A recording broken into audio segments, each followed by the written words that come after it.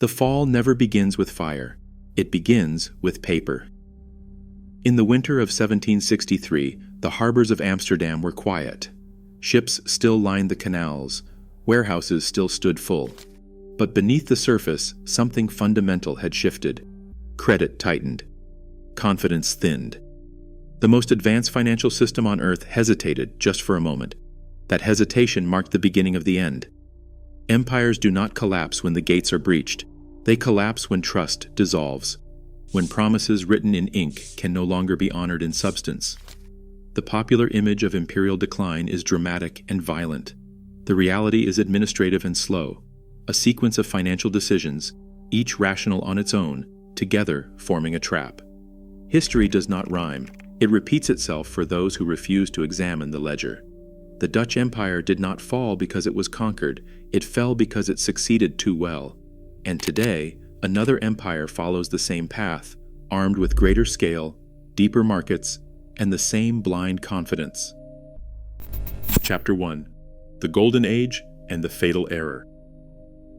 The Dutch Republic rose not through armies, but through arithmetic. In the 17th century, it mastered a revolutionary idea. Capital could be organized, disciplined, and trusted across generations. Amsterdam became the world's clearinghouse. Goods moved through its ports, but more importantly, trust moved through its books. Shipbuilding, navigation, textiles, and trade logistics formed the backbone of real production. Every unit of currency represented labor, materials, and risk already taken. The guilder was trusted because it was constrained. Banking was conservative. Credit was limited. Stability was intentional. The innovation that changed history was the corporation. Ownership could be separated from management. Risk could be distributed. Time itself could be priced. This allowed capital to move faster than any empire before it.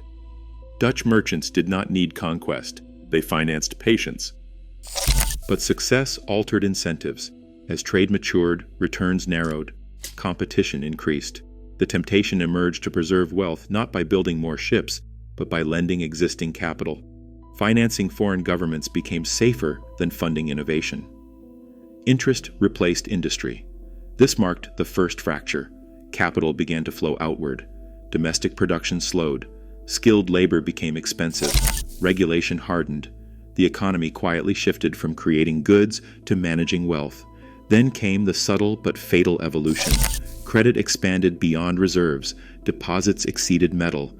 Money began to represent confidence rather than constraint. This was not recklessness. It was efficiency taken too far. Please subscribe to our channel. We want to hit 1,000 subscribers this week. The Dutch did not collapse because they used credit. They collapsed because credit replaced production.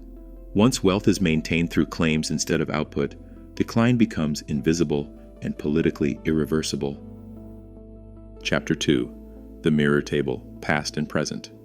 History offers no warnings, only mirrors. The late Dutch Republic and the modern United States differ in scale, technology, and power. Structurally, they follow the same rhythm. Both achieved dominance through credibility, the Dutch through disciplined banking, the United States through the global reserve currency. When the world stores value inside your system, capital floods inward. This creates abundance, but abundance reshapes behavior. A strong currency rewards consumption over production. Exports weaken. Manufacturing migrates outward. Finance grows inward. The Dutch outsourced shipbuilding. The United States outsourced industry. In both cases, the logic was efficiency. Why produce when assets deliver higher returns? This marks the pivot from making to speculating. Speculation is not gambling. It is capital searching for yield when real growth slows. Asset prices rise because money has nowhere else to go. Real estate inflates. Equities detach from earnings. Bonds price impermanence. The Dutch financed European wars through credit. The United States finances itself through perpetual deficits absorbed by global demand for dollars. One lent outward, the other borrows inward. The accounting differs. The outcome converges. Currency corruption follows. Not counterfeiting. Policy-driven dilution. When money supply grows faster than productive capacity, value erodes. Rome clipped coins. The Dutch expanded credit. Modern systems digitize the same process. The Cantillon effect governs distribution. Those closest to money creation benefit first. Banks, governments, and asset holders see gains before prices rise. Wages lag. Savers lose. Inequality accelerates not by conspiracy, but by arithmetic. Capital flight becomes internal. Investment flows into assets rather than enterprises. Wealth circulates inside financial markets instead of funding production. The economy still appears strong, consumption continues, resilience fades. The mirror does not predict collapse dates. Chapter 3. The invisible transfer of wealth. The most efficient theft is the one no one sees. Inflation is not rising prices, it is declining currency value, a silent tax applied continuously without legislation. It transfers wealth upward and forward in time. The average citizen experiences it as confusion. Work buys less, savings shrink, debt grows heavier. Purchasing power erosion is cumulative. Each new unit of currency reduces the value of all existing units. Debtors benefit. Savers subsidize the system. Governments expand without visible cost. The Cantillon effect ensures uneven damage. New money enters through institutions. It inflates assets first. Stocks, housing, and bonds rise. By the time wages adjust, prices have already moved. The gap becomes permanent. Debt dependency follows, not through force, but necessity. Households borrow to maintain living standards. Governments borrow to sustain promises. Future labor is pledged to service present consumption. This is modern debt servitude. Not chains, but contracts.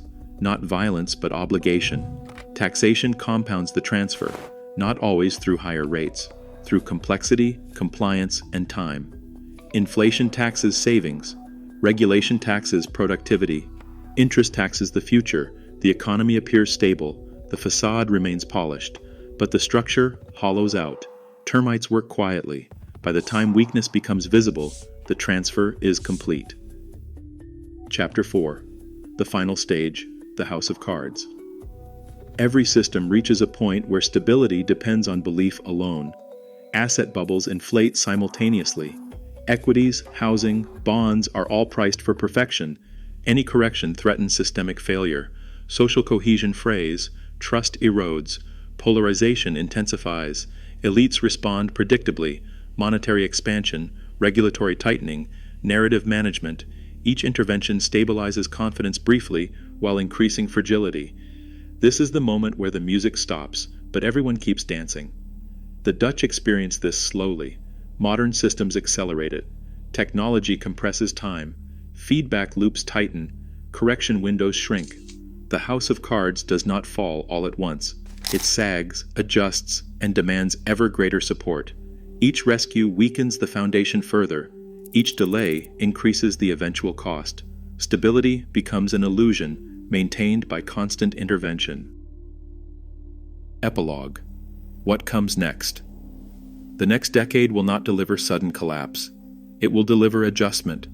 Growth slows. Debt rises. Currency value erodes.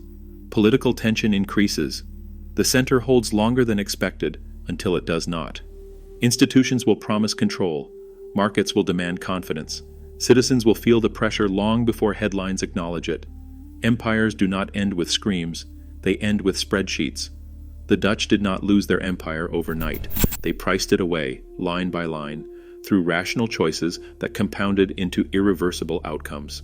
The question is not whether history repeats. The question is who understands the pattern while there is still time to read the ledger before the ink runs out. Please subscribe to this channel. We want to hit 1,000 subscribers this week. Thank you for watching this video. We hope to see you again next time.